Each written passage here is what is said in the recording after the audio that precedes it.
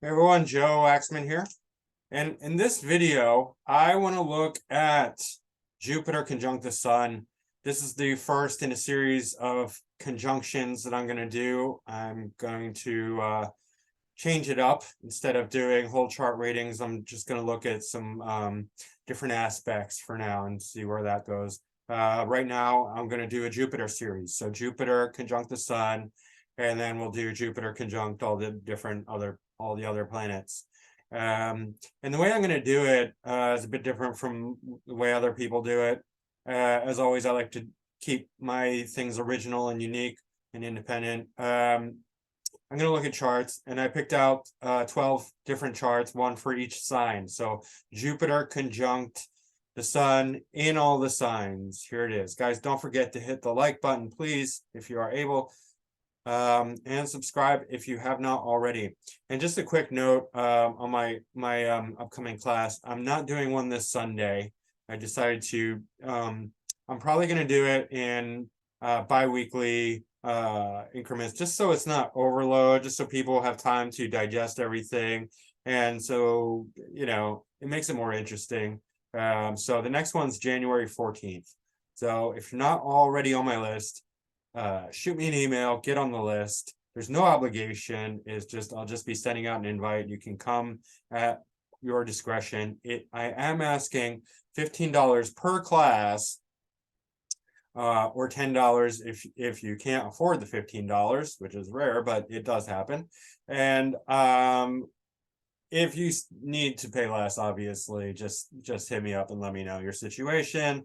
I'm very understanding. We can work something out. I'd rather have you come if you want to come, than not come at all. But it is per class because, look, nobody works for free. I certainly don't. I have bills to pay. This is not charity work. I do my free stuff here making videos, right? And so I think I give a lot of free information. That's my give back to the community. That's my karma. I've gotten a lot of free stuff, so might as well give a lot back. But the classes I do have to charge for, so it's per class, just in case anyone is confused about that. All right. Share my screen. Okay. So Sun conjunct Jupiter, okay?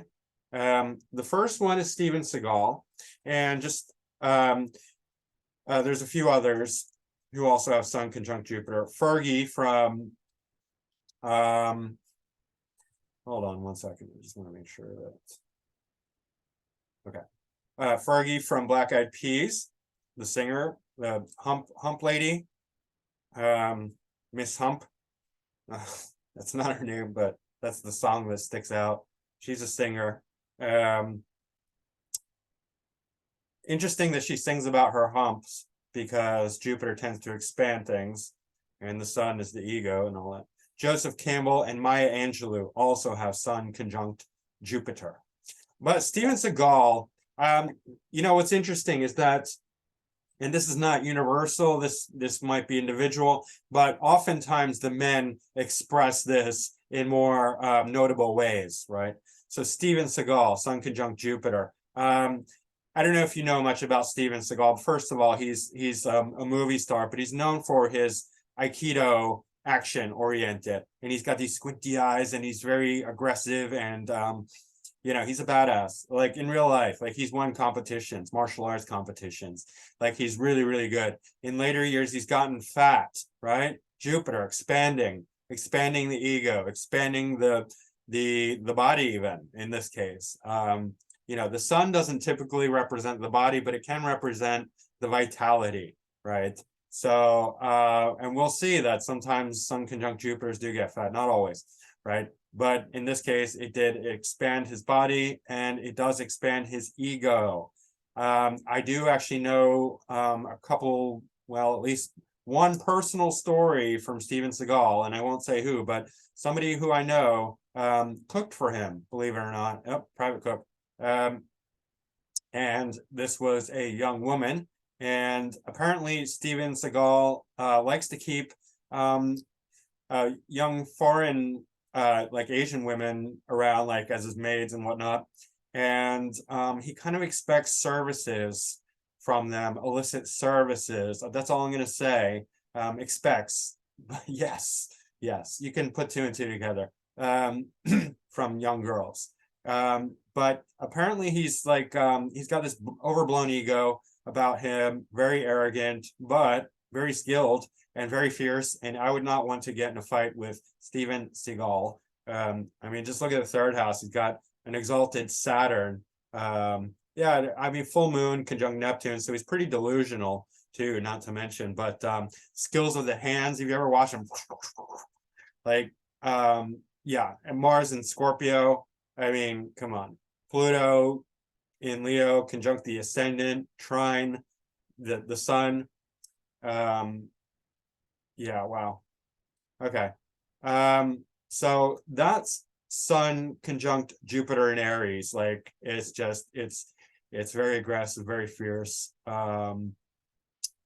Yeah, and I would look to the Mars to see what else is going on there. But yeah, very big, fierce ego. Not sure about Fergie, but I imagine that she is could also have that aggressive, expanded, overblown ego that I mean, the sun is exalted in Aries, right?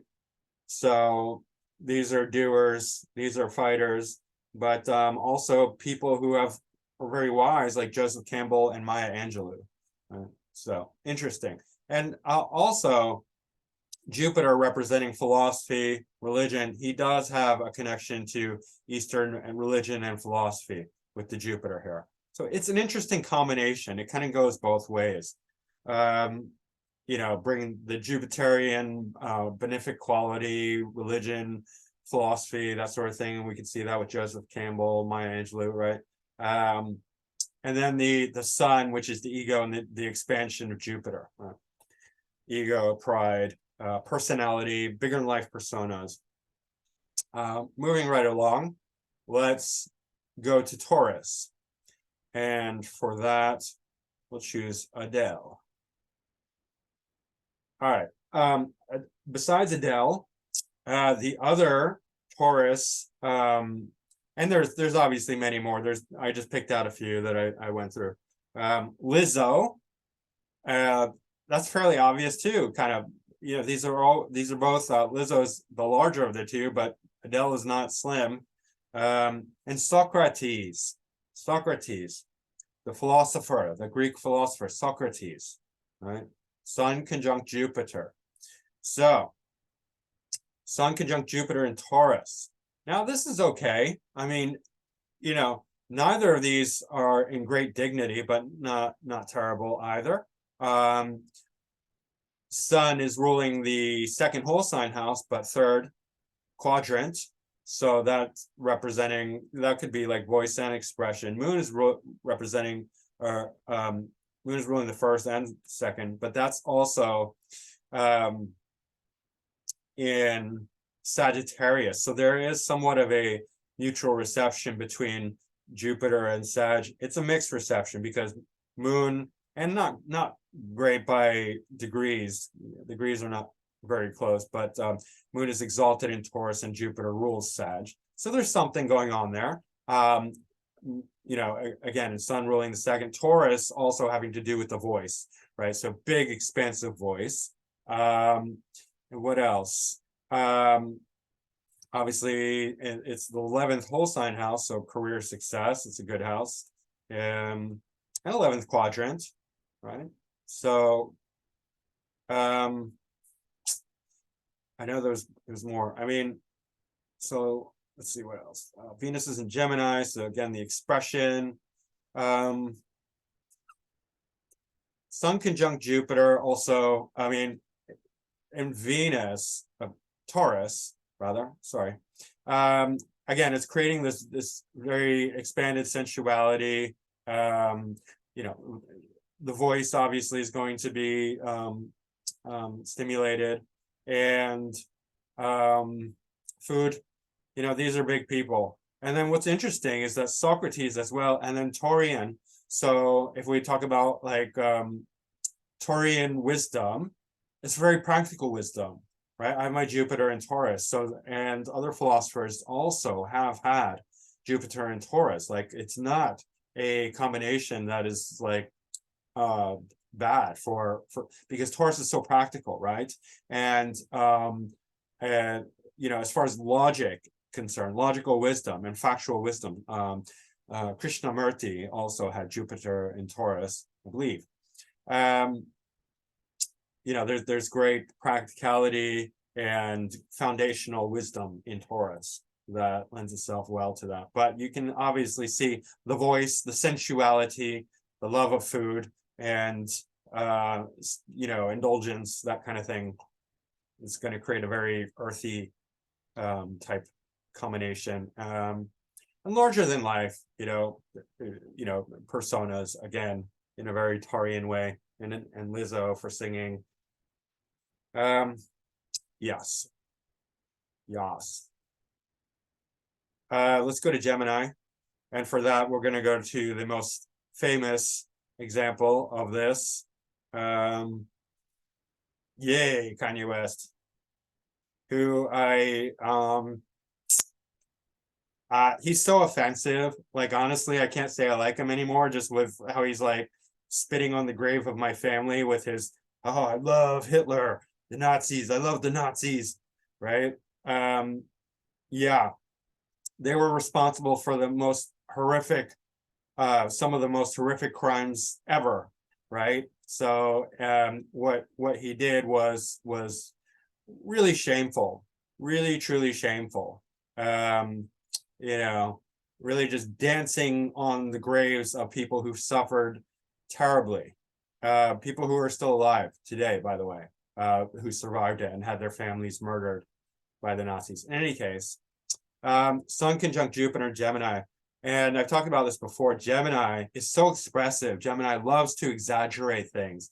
So, you know, again, when we're talking about the sun, it's the ego, it's the pride. Jupiter expands it. Gemini exaggerates it. These people are the most overblown, right? The most egotistical, if I do say so myself, being a Gemini, because it's just like, you know, it's just, I mean, we have to include Neptune opposite Jupiter, pretty much opposite the sun. Not that I do have sun opposite Neptune, but I don't have a conjunct Jupiter, right? But this is just the delusional aspect, and then Moon in Pisces. I mean, great for creativity, for being factual, logical, realistic.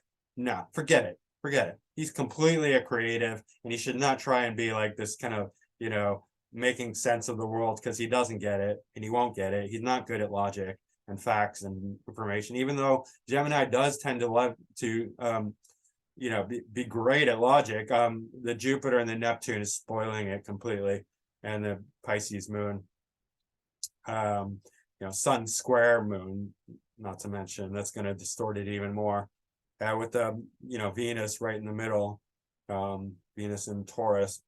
No doubt a great artist, you know, I'm not going to rob him of his skills and talent, but you know, the ego, and that's always been obvious right from the get-go. I mean, like grabbing the mic from Taylor Swift and being like, you know, whatever he said, like Beyonce, the greatest album, or whatever, you know, that's it. He's entitled to his opinion, but I mean, that's pretty obnoxious, right? In any case, Brooke Shields is another one. And what's super fascinating is that I would never say like Brooke Shields is, I would never pick her out, for one. Like, I don't really know that much about her, but she was like a model in the 80s, I think, a supermodel. She's beautiful, but she doesn't have this overblown ego that the way that, you know, yay, Kanye West does. But yeah, that's the Gemini exaggeration, right? And I said this before, people are always like, Gemini's lie. No, Gemini's exaggerate because it's the need to express. When you have this need to express things, you overstate. It's Geminis are overstated, right? Instead of like, I had a good day. I had the best day ever. That's not a lie. That's an exaggeration, right? Donald Trump, I have all the best words and the best this and I'm the best that. He's exaggerating, right? The other thing is that we change our minds a lot. So you can put the two together. It can seem to people who don't understand it that we're lying when we're just changing our minds and exaggerating a lot, right? And lying is a choice, right? You have to choose to be lying. And because I know this, because I met people, numerous people who believe in lying. They believe in lying as a way of life. Like that's their choice. And they were not Geminis. One was an Aquarius, the other was a Pisces, the other one was an Aries, right? So it's a choice. It's, in any case. Let's move right along to the famous fighter, Mike Tyson. Mike Tyson, by the way, this is not an accurate chart. There's no time of birth, so disregard the houses. Sun conjunct Jupiter in Cancer, right? This is not like don't get twisted. He's not a 10th house sun, right? We don't know. He might be, right? But any case, Cancer. One of the things about Cancer is they got the shell, the crabby shell, right? So they do often, Cancer can be tough, right? So Sun conjunct Cancer, Sun conjunct Jupiter in Cancer. So super tough, but also again, this kind of bloated ego, right? And he gives like that speech, like I'm the most, I can't even repeat it. Where he's just like going off about like how great he is, right? I mean, that's the kind of thing that Jupiter and Sun together will do. It's going to really bloat the ego, expand the ego, make a very confident type person. There's connection to religion, philosophy, God, obviously. It can cause depression at times, especially but Jupiter is exalted here, right? Doesn't even think about that. And in Gemini, Jupiter is in detriment, right? But yeah, and then it expands the persona. Like, think about all the different boxers. How many are as famous as Mike Tyson, even if they have been champions, right? Not that many. Like, I think George Foreman was a champion, and we know him because he made a grill, right? But he's not like super famous like Mike Tyson is super famous. Vander Holyfield, again, maybe a great fighter. It is not the personality like Mike Tyson. So Sun conjunct Jupiter will do that. Sun is our connection to fame, right? So if somebody's gonna be famous, Jupiter conjunct the Sun will really help that out a lot, right? It's going to expand their personality, expand their ego, expand their pride, and expand their, notoriety. They're going to be brighter. The Sun's going to shine a lot brighter. Jupiter's going to expand that, but it can cause, because of the combustion, Jupiter's combust the Sun, it can cause depression. It can cause problems for Jupiter, the houses Jupiter rules, right? 7th house for Mike Tyson, 4th house growing up. You'd have to see which. Actually, let me take that back, because this is not if this were an accurate chart, that's the way it would be, right? We don't know. But Franz Kafka, the author, is also Sun conjunct Jupiter in Cancer, and Machine Gun Kelly, the rapper. I like Kafka. He's a good writer. If you don't know, he wrote Metamorphosis, a book about a man who becomes a giant bug. It's fascinating. I mean, what an absurd concept, right? But he wrote it, and he did it brilliantly. All right, Mick Jagger is Leo. Let's find Mick Jagger.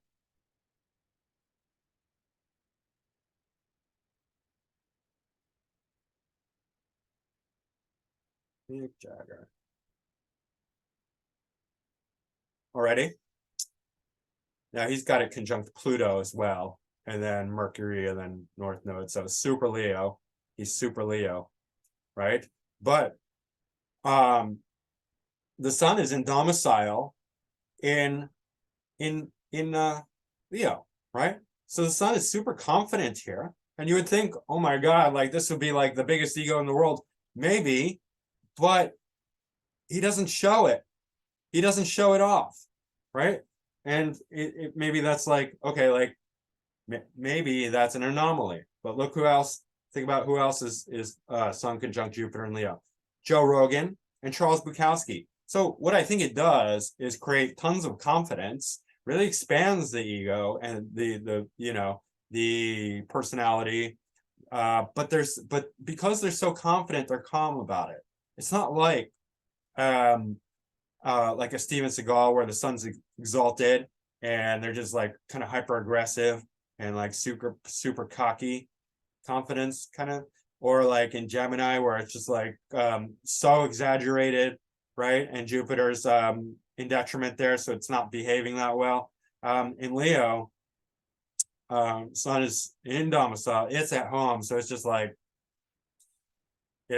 of course I'm the king, right? Like I don't need to go out and tell everyone. It's like, how could you not know that? It's like there's a confidence there that's just very relaxed, very calm. It is creating huge amount of successful potential, right? Not everyone who has Sun conjunct Jupiter is going to be successful, but like the potential for fame, for notoriety, because the sun is in domicile, it's in Leo, Jupiter is in Leo, fame, stage performance, presence, that kind of thing. These people are just tremendously confident but calm about it, right? Bukowski was an author and a very huge persona as well. He had a very difficult upbringing, but like famous writer and known for his personality. Joe Rogan as well, right? Joe Rogan would not have the most successful podcast ever if it weren't for his tremendous confidence that he has. It's just grounded, it's solid, it's unshakable, and he doesn't need to go out there and like exaggerate like the Gemini combination would. Right. Now Virgo is going to be a little bit different. For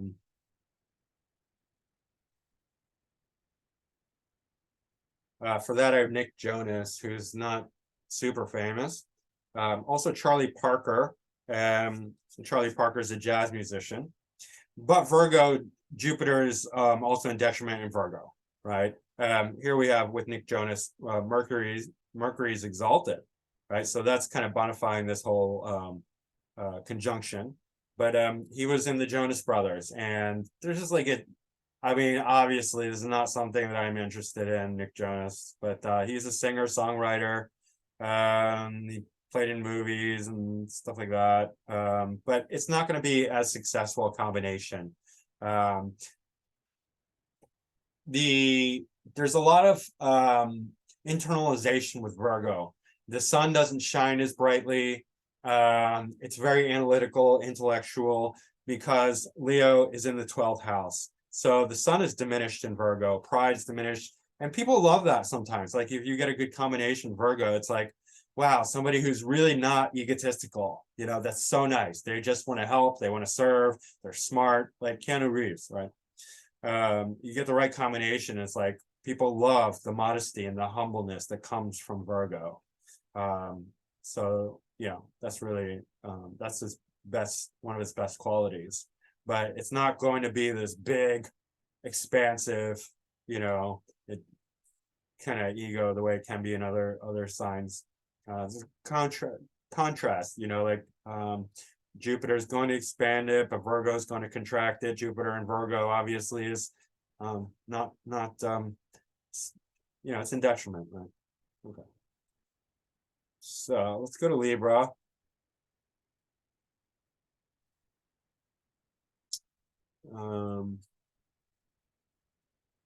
And for that, we have a good Libra seems to work okay, even though the sun is debilitated.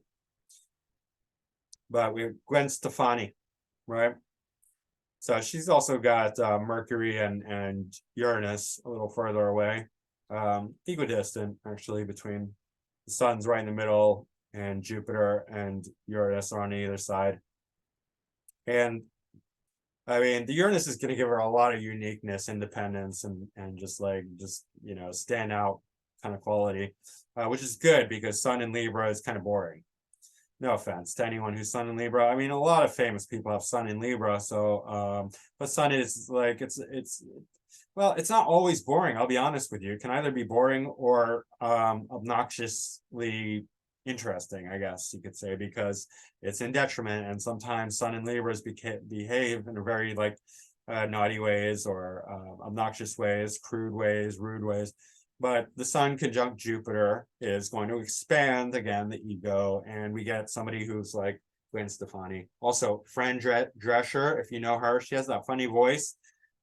She's an actress, and PJ Harvey, who's a 90s singer, very talented, very weird, but yeah, everyone was weird in the 90s. It was that Neptune conjunct Uranus in Capricorn. It brings out the weirdness in people.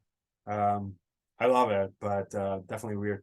In any case, Gwen Stefani, you know, she's very Libran, but and very, very expansive, kind of, you know, and the females are, I don't want to generalize because you know, it's so like, in any case, a lot of times it seems like that the women are much less egotistical than the men when it comes to Sun conjunct Jupiter.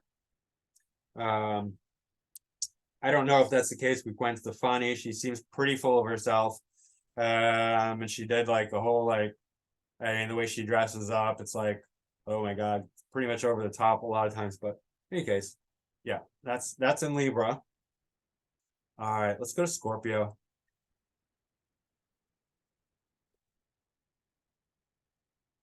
Scary Scorpio.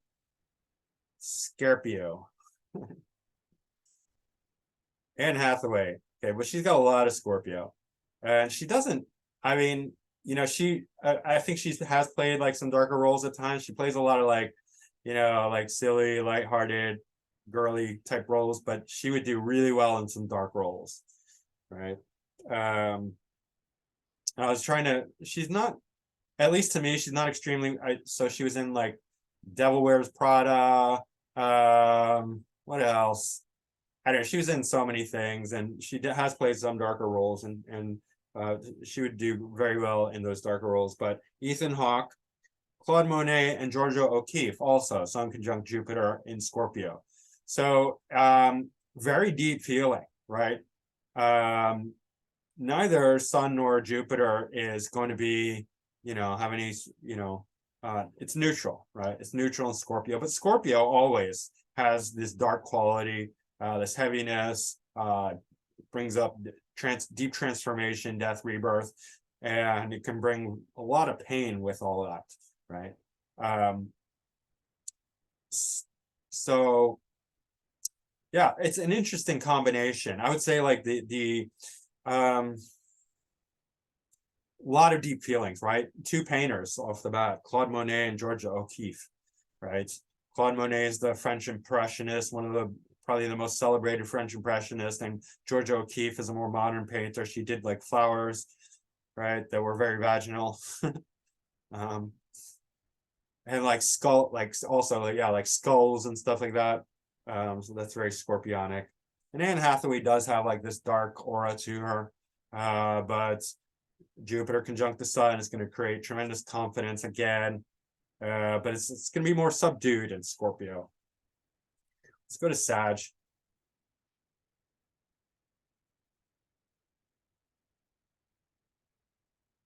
Woody Allen, everyone's favorite comedian. I'm just kidding. People get so triggered by Woody Allen. I mean, but if we look at all of Hollywood, I mean, they're all creeps. They're all like pedophile, you know, it's like a den of criminals, Hollywood. Take it for what it's worth. In any case, he's got Mercury there as well. Mercury is excellent for comedy. Jupiter is too, by the way. Yeah, and he's got the requisite Aquarius representation, some Gemini as well, and fire. You need fire and air for comedy. So Jupiter's domicile in Sagittarius, so it does make like brilliance and very philosophical. A lot of his comedy is philosophical. If you watch his movies, he's always like philosophizing and hilariously. I mean, he's like, kind of like what, like he'll do these monologues. What's the meaning of life? Oh, just like nothing. Yeah. I don't know. It's hilarious. Um, can't repeat very well his stuff, obviously, but yeah, I mean, Jupiter and Sag is going to do excellent, and it's going to expand the ego. It's going to make, typical things, but very philosophical. Jonah Hill also, and William Blake. Now, William Blake was a artist and writer. And so, yeah, so Sagittarius is very high-minded and very well-rounded, like it's going to be good at a lot of things. With the Jupiter and Sag, it's going to do excellent. So very talented for sure. Let's go to Capricorn. Capricorn is not going to be as successful as the other combinations, because Jupiter is debilitated in Capricorn. But we do have Gerard Depardieu, right? And so he's a French actor. I think he was in a few roles. I mean, a few prominent roles. I think I remember him in like Three Musketeers. But he's been in a lot of movies. But he's not, he's not super famous. He's, moderate. But that's the Jupiter, because Jupiter doesn't do that well. I mean, he does have an exalted Mars, so that's quite good. But yeah, Jupiter doesn't do that well in Capricorn, so this is not as this going to be similar to a Virgo combination, right? It's less successful. Capricorn is not going to be it's not going to lend itself to the grandiosity of Jupiter. It's a bit negative, bit dark, bit heavy. It's benefited obviously by this Mars. So yeah, it's not going to express itself all that well in Capricorn. And he was the only one who I could find in Capricorn, so interesting. It's completely validating, right? For the signs. Like, it's like, wow, there's so many of the other ones. And I didn't even write down all the the other combinations. After a while, I was just like, okay, we have enough. Like, I'm not going to keep writing them down. Let's go to Aquarius.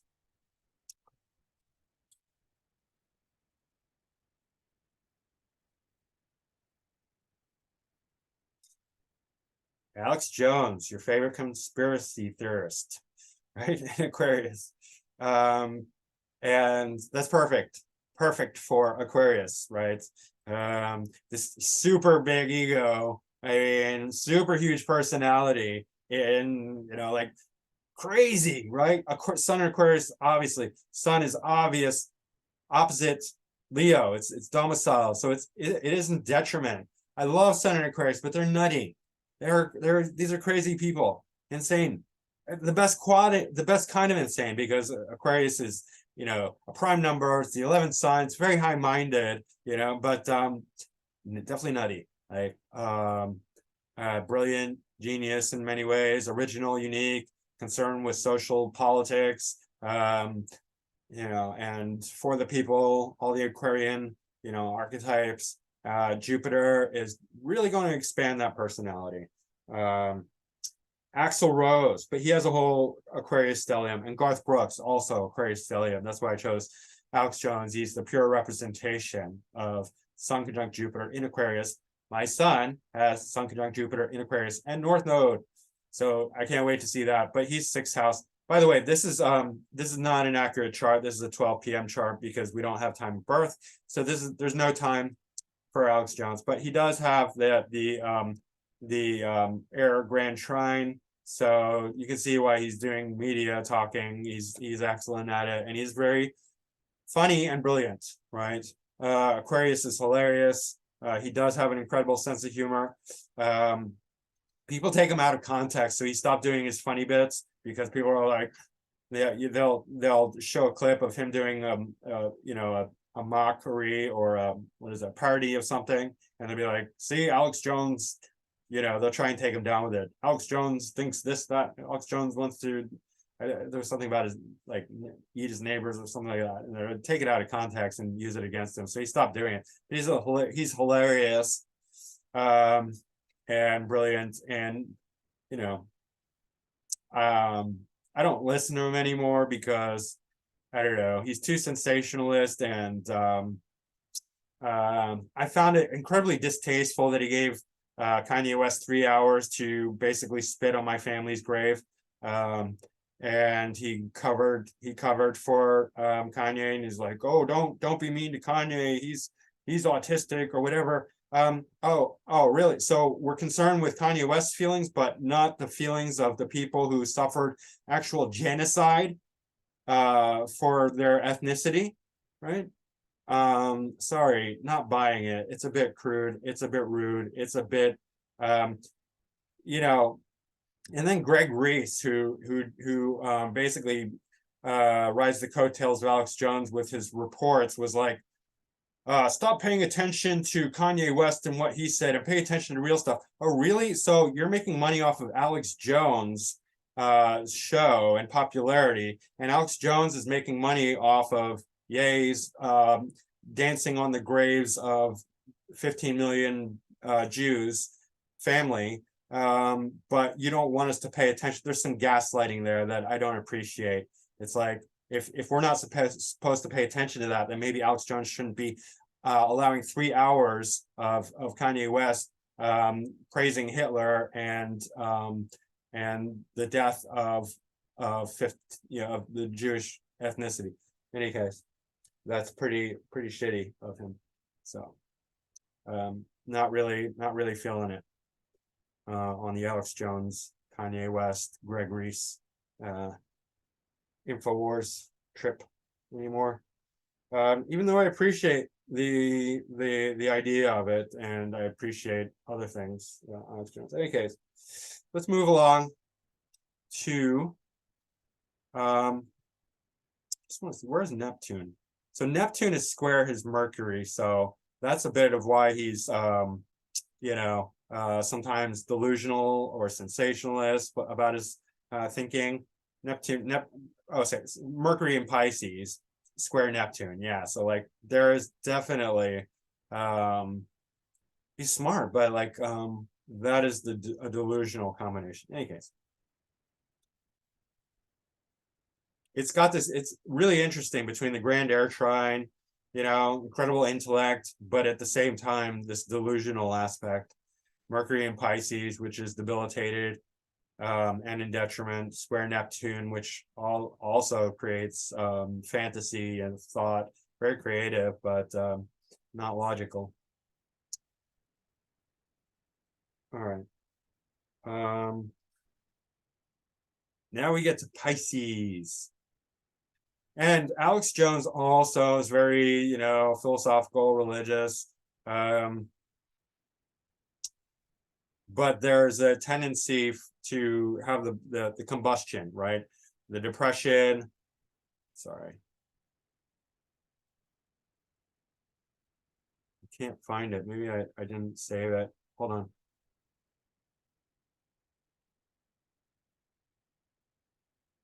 Oh, I didn't even put it in.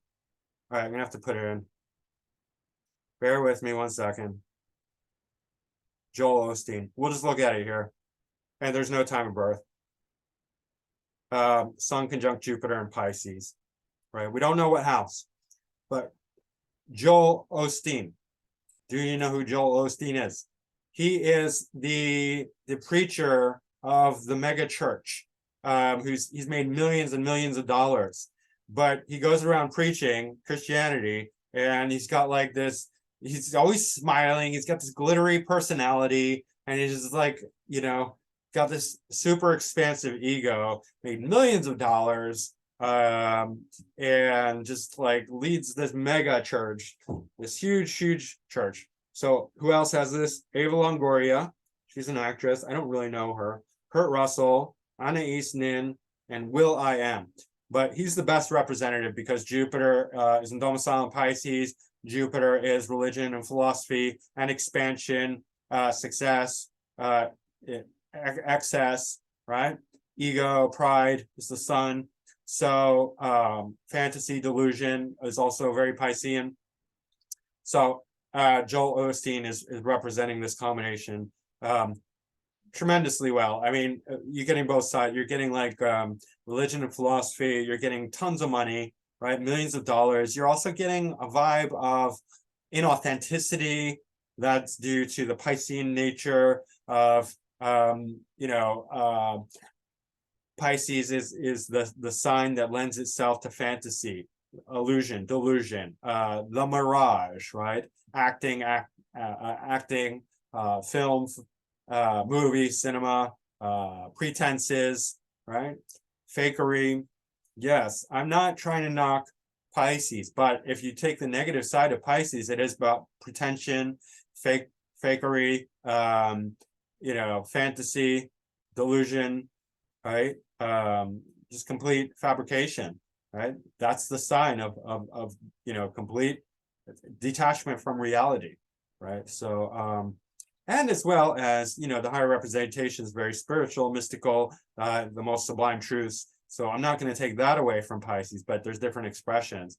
Joel Osteen, I don't think is representing the highest Piscean archetype, right? It's a bit more on the low level. He's taking people's money. He's making massive fortune off of it. He's also got a grand water trine, right? But Jupiter does do well in Pisces. And yeah, you're getting a lot of confidence and a huge personality, huge ego, right? So I think that's pretty good. I mean, I think we covered all the 12 signs, and we got a taste of what Sun conjunct Jupiter is like in each different sign, and it behaves differently.